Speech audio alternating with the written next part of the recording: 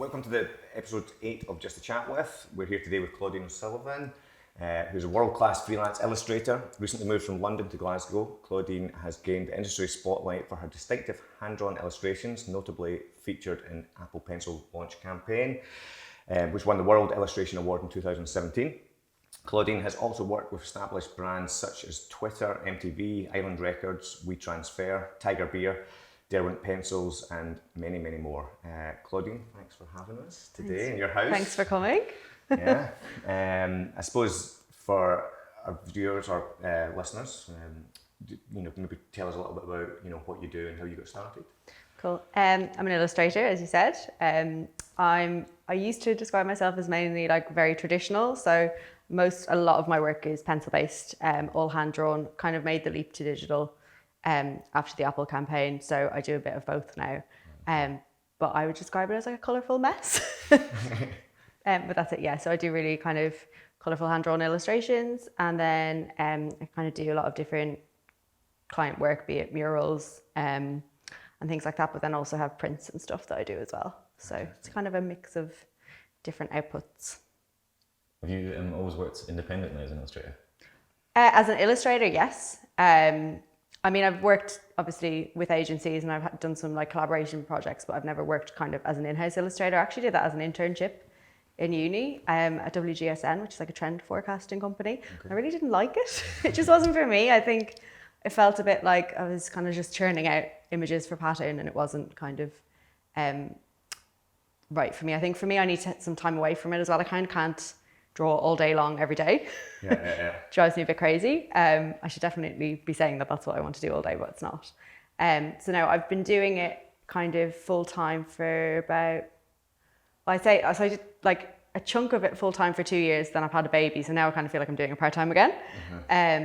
But I was kind of doing it night times, evenings, weekends while working as a graphic designer. Okay. And then I went out on my own after the Apple campaign, so that was 2016. So just kind of doing it by myself ever since then. Nice.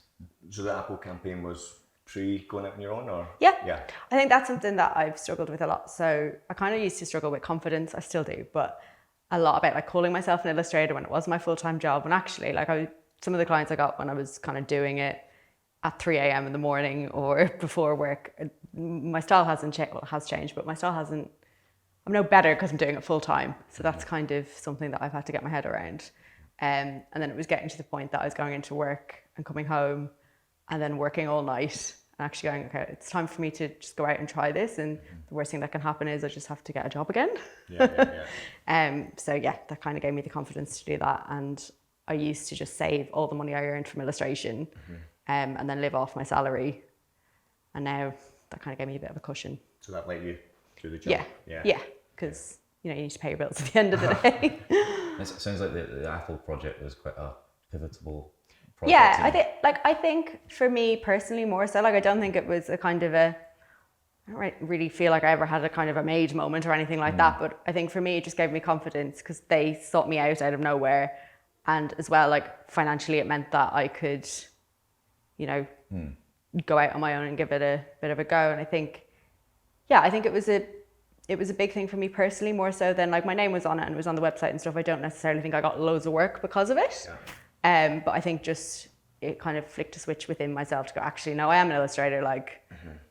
And how were they to deal with? Were they, did they direct you quite heavily? Or no, not really. No, it was a really, really quick project. So like I said, I was working full time. I had all my annual leave used up. I kind of had to pull my boss aside and be like, I have to go to LA. And they were really understanding about it. So it was a really, I was terrified for the whole thing. Like I said, it was a really quick turnaround. I had to go into Apple and buy an iPad and figure out how to use it. And my husband, my husband's a software engineer, and he was kind of laughing, being like, you barely use Photoshop, you scan things in and that's about it. So I'm like, what if I'm rubbish? But I think the kind of panic and fear and dread is quite good for me. I did 2 images for them, and a lot of it was drawn on transatlantic flights while I was being a hand model and sweating, similar to now. What app did you use? So Procreate, which I still use, and I've done some work for them as well. I'm doing I just do quite a bit of work for them, and I've done a couple of Today at Apple events. Yeah. In London, and I always feel like a bit of a cheat because I feel like people are going to come to these to be like, oh, let's learn all these tricks. I'm like, so I will use one layer and a pencil and like one pencil type, and that's pretty much it. Like, really? Okay. If you haven't paid for this.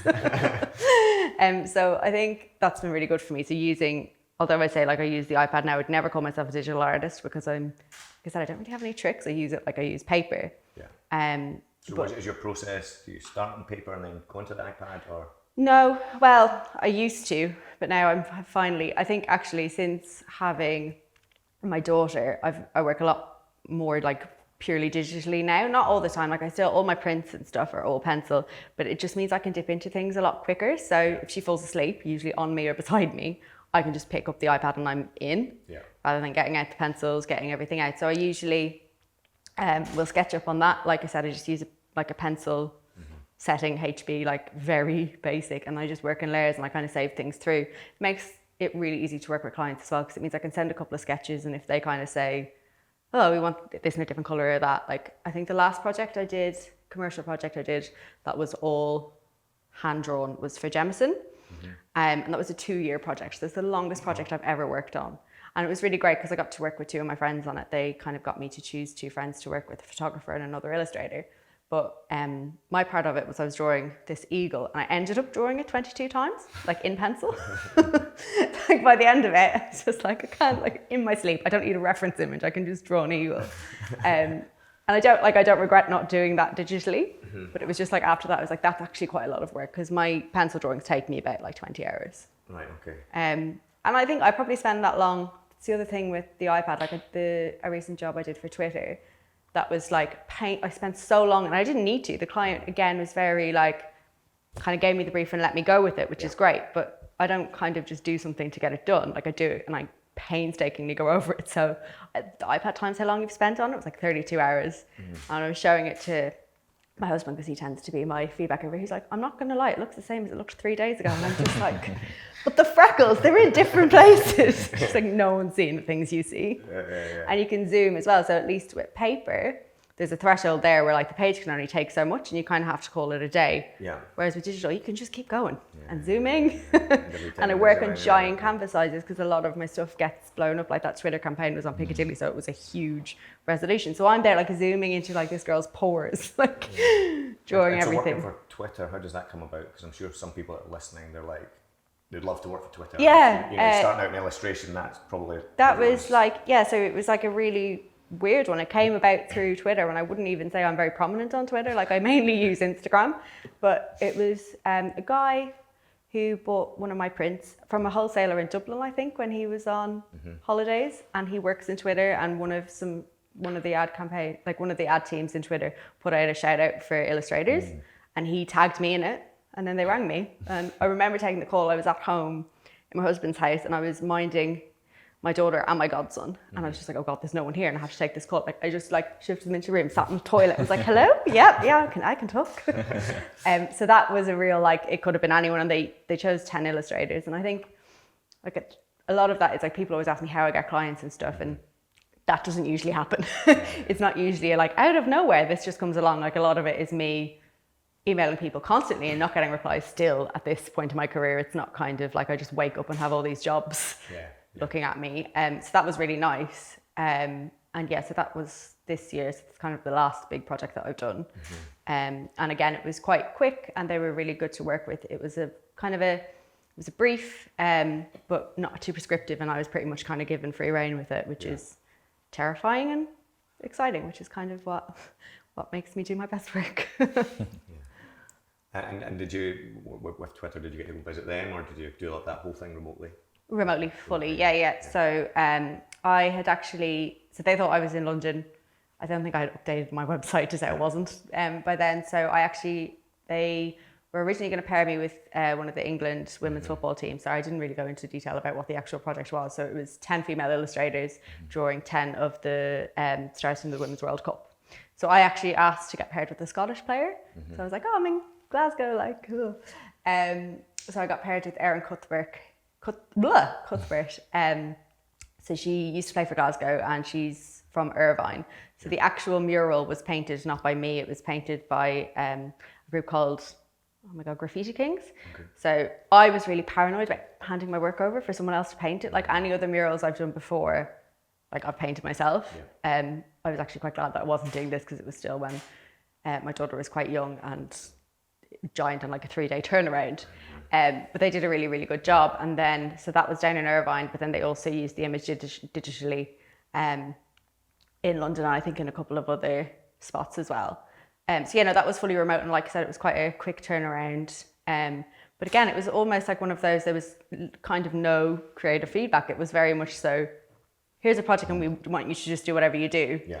And then I did this, like all these edits, and probably spent way more time than anyone was expecting you to on it. They were just like, yeah, it's great. I'm like, really? You've got nothing. I can draw an eagle 20 times. Freckles. Yeah, exactly. But they seemed really happy with it. So yeah, it was good. Good. And I suppose, like, well, you know, from starting up on your own, you know, you mentioned that work doesn't always come. Oh yeah, no, definitely. What's the kind of biggest challenge, or you know, in finding that work, or is there anything you've learned and that's made it easier to get work? I think kind of like I said before, confidence has been a big thing for me. And I was talking to one of my friends who's also an illustrator, and like I think that's part of our industry, is you've just got that kind of like fear all the time. And I think with me is like I've learned that it's okay to not have like 5 projects on sometimes. Yeah. So I think after my daughter was born, I had a bit of a like, I wouldn't call it a wobble, but like I freaked out probably last December with like, oh my God, I've got no work on. I'd say my career's probably over. I've probably forgotten how to draw because it's been like 3 months. And Rob was just like, Claudine, just pretend you're like working on a project now and she's your project. And then when she's done, but when you've got a bit more time, you go on to something else. And then work came in actually in January, and that was fine. So I think I have natural lulls in the year, and I'm quite lucky that I usually never really have client projects on in December. Everything tends to go a bit quiet, but then I do more like print fairs, and I kind of do more online sales and things like that. So I think for me, from a like work perspective, I think the fact that I have kind of different things going on, and I need to be okay with having time to maybe do personal work, but then like from a financial perspective, I save a hell of a lot.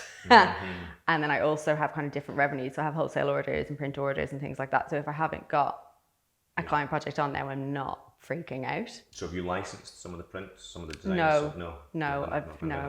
I mean, I license it. The way I work with clients is I license my images, so I never give my copy order away. It's always based on a license. But my actual prints, I wholesale. So like a lot of my life is wrapping things up in tubes and signing hundreds and hundreds of prints. So most of my digital prints are open editions. So they're the ones I wholesale, and then I've got limited edition ones as well that I kind of just do off my own site. Okay. How do you balance between kind of like self-initiated stuff and the commercial stuff? Do you think it's important to have that kind of proactive side of? Yeah, definitely. So like I actually really struggle with personal work, more so now than ever. Like I think I had that completely ridiculous mindset that I was like, I'll have a baby and I'll have like all this time to do loads of personal work. It's like, no, I have to like Google Calendar when I'm going to wash my hair. So actually I quite enjoy a deadline and a brief. Like I think it's getting that balance of working with clients that give you like a good brief that pushes you in a new way but isn't too prescriptive. Like that's kind of the dream, isn't it? And then personal work. Actually did my first iPad personal piece, which I haven't really done, and that was like a personal portrait of me and my daughter. And then like last year, I tend to kind of have like a commercial output for my personal work. Not in a horrible way, but just in it gives me a reason to do it. So I think it was last year I decided to do a new print range of all botanicals, but I knew that I either wouldn't, not that I wouldn't put the time into it, but I booked a space and was like, right, well, I'm having a private view on this date, so I need to have it done. So I need a deadline for things, or I won't not do them, but I'll just painstaking over it and it'll never end. So I think, but then again, like, so that project that I did for myself, that's gotten me so much other work. So like I did a mural for Ask Italian, because the girl that I've worked with them before, she came to the private view. She's like, we actually want something like this, but in a mural form. So that's kind of the dream. If a client can take a personal piece that I've done as a print and then say, we kind of want this, but different and in this outcome. And if I'm a little bit scared of that, that's great. No, that's good, because it kind of generates the work that you want to do. Exactly. Exactly. But also without it being like, can you just do this? Because that's not, I don't want to end up doing the same thing again and again. I kind of want my work to progress, and you kind of Like for me, it's kind of that idea of success is I don't sit on my website looking at what I've done. I'm thinking about what I'm doing next. It's not really, that's not really what it's about for me. It's about like looking forward. And I think that's probably where the confidence and the fear comes from as well. 'Cause I'm like, what am I doing next? But yeah. Where do you get your kind of like inspiration and references, and are there any other illustrators that you kind of admire or have influenced you? Well, so a lot of my friends are illustrators because I did illustration in college. And the best advice, I think everyone needs different advice, but the best advice I ever got was to stop looking at other illustrators. My tutor said it to me. He was just like, you just need to draw and just forget about everything. And he's like, don't go to galleries and don't look at other illustrators because you'll end up subconsciously copying them. Not even copying, but there's trends there and all of that. He's like, just draw, Claudine, and just forget about it.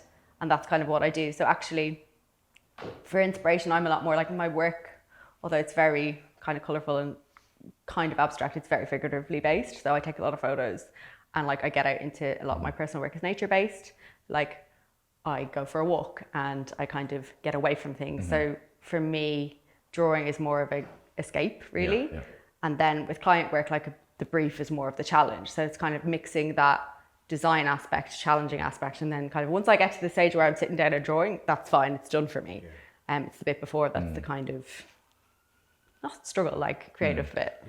As a child, were you always creative? Did you always think, did you think you were going to be an illustrator or an artist? I don't think I knew what an illustrator was. But yeah, I was. So my family, so my mum and dad ran their own business. And my mum was, well, both of them were quite creative, but my mum was very musical. And I am not musical at all. I love music, but I do not have the singing voice or any kind of thing. So art was kind of always my thing.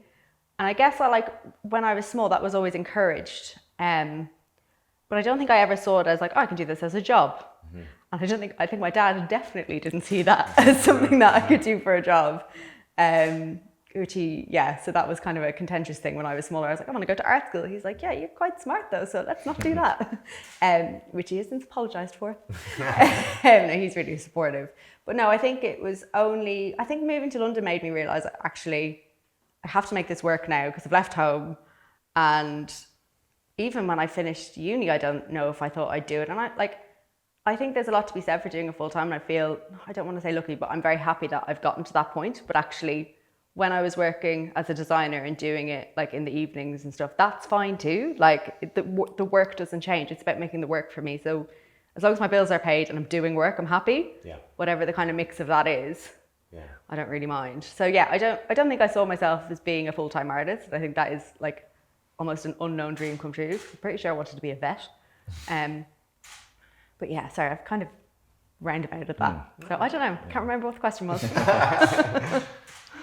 I suppose like knowing what you know now and what you've learned over the last few years, if you could speak to the younger version of you just about to start, is there any piece of advice that you would now give to someone or the younger you starting out right now? Probably relax a bit. I'd probably give that like advice to me right now as well. And like have a little bit more confidence in like my work and myself. Again, probably give that to myself now. But yeah, I think it's a balance. And I think I used to like, if I went to a party or anything and met someone, they'd be like, what you do? I'd start sweating going like, well, actually, I work in admin and I do a bit of graphic design and then I draw in the evenings. So I'm just like, just say you're an illustrator. They do not care like how you fill your day. So like just call yourself an illustrator and just do it. Like if you're doing it, it doesn't matter what time of day you're doing it. And yeah, I think that would be it. And I've just about got used to the kind of, sometimes I'll have 5 projects on, sometimes I'll have nothing on. And that's okay. And actually, I would say like I probably should have maybe packed in the day job a bit earlier, but actually I've learned so much from kind of doing that juggle that now I'm kind of juggling motherhood and drawing. I'm kind of gone back to I don't work from 9 to 5, I work from whatever snippets I can get, and it's not a whole new thing to me. It's kind of like, oh, those 2 years of full-time freelance where I had a studio and worked 9 to 5, they were a bit of a luxury and I'll get that again sometime. But right now it's a juggle again. And that's obviously a challenge with having, working at home, your husband works at home, and you've got a daughter. Sometimes I know when you've got to, you're working on a brief, you need to concentrate. You've got that little person. Oh yeah. Tapping on your. I'm surprised we haven't heard the mamas through the door. We're waiting. So do you find that quite challenging? Yeah, actually that's something that when we were moving flat, so we've just moved into this flat, but our last flat, I sold my desk on Gumtree about and all our furniture about a month before we moved, and I didn't have a space. Now in this place, like I do end up working in a lot of different places. Like that entire Twitter campaign was in bed. I broke an iPad doing it, like with a child hanging off me and me drawing like with the claw hand. But actually I need a designated space. So luckily in this flat I've got like 2 desks, but it means that like Rob will finish work at maybe 4 or whatever time we're from having a meeting or something, and I just need to be able to close the door and like have space. Most of my ideas and stuff I end up doing, like I'll go for a walk, and that's kind of how I creatively go through things. And then like a lot of my work I do in bed. So even like I've got a journal and I need to have it next to me, because I think it's either first thing in the morning or last thing at night is when my brain like settles from everything, and that's when stuff starts going. So yeah, I think I really struggled in the other flat when I sold my desk and I didn't have, and Rob was really like, you just work on a laptop or your iPad or like something, you can just go on any desk. I'm like, I need somewhere that's just for me, but there's just nothing else. Because I mean, as much as I can do like a couple of admins and orders and roll some tubes with a baby running around, I can't be creative. I need to be on my own. Real team player. And I suppose what's next for you? What does the future hold? What do you see yourself just carrying on doing the same as you're doing now? Yeah, I mean, I think that's the thing. Like I said, that was the advice I'd give myself, is that it's okay to kind of not know what's coming.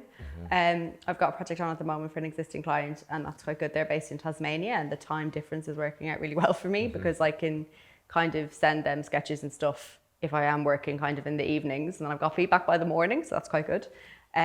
I've just got a new product line launching. I think it started to launch, so I'm able to talk about it. It's a trick, you can't talk about anything. With the British Library in London, so that's a new product line that was actually a kids line. I don't think they know I've had a kid, so it was quite a nice timing thing for me, but it's a little bit different. So it's a lot more of a pared back style. So it's like a graphic pattern that I've done. It's on a couple of different products, so that's cool. And then I'm doing a couple of like little fairs in Glasgow to kind of say that I exist. So that'll be good. And then I don't know what. That's it. And if anyone listening wants to go and buy any of your prints, where do they go? Where can we send them? ClaudineO'Sullivan.com/shop. But I mean, but like it's up there in the menu, unless my website's broken. Please tell me if it is. Cool. Well, thanks so much for taking the time to sit with us. If you like what you're hearing and you want to support the podcast, please rate and write a review and help us get the word out. Also jump on and buy some of Claudine's lovely prints. It'd be a big help to her. If you've been listening on Spotify or Google Podcasts, you can also watch the full version on YouTube. We publish a new episode on the last Monday of every month, so make sure you're subscribed, and we'll see you next time. Thanks very much. Thanks. Thank you. Thank you. Thanks for having me.